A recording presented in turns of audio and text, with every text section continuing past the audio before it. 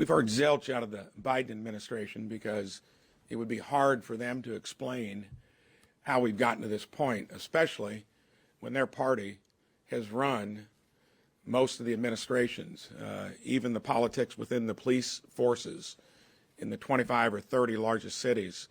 That's a hard thing to justify to where you'd do an about face.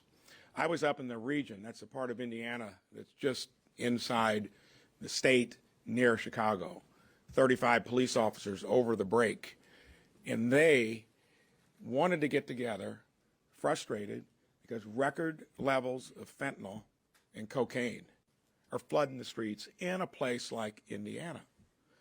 And cited what Senator Johnson talked about. They only had 16, I think, applicants into their police academy, which would be record lows on top of record low staffing. I mean, when you have an open border policy that's inviting drugs into our country, where you have a cocaine and now fentanyl, even rainbow pills out there, and it gets into the heartland of our country, Indiana, that is hard to explain how it got there.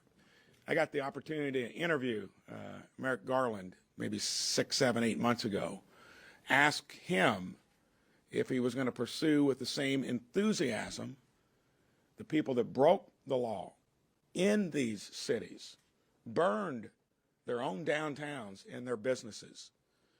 And he told me, yes, we'll pursue that with the same enthusiasm of what they've been focusing on January 6th. That has not materialized. What kind of message does that send to the people we count on? When I was in Indy 3, 4 weeks ago, walking from the Capitol to Monument Circle, having to dodge folks on the street in the middle of the day, it's gotten to the heartland. That would be the homeless component of it, where the drugs and all the other stuff are rampant as well. It is our responsibility to point that out, to articulate it, not let a party that thinks, for instance, like yesterday, they can brag about the Inflation Reduction Act, when on the corner of the screen, the market is tanking.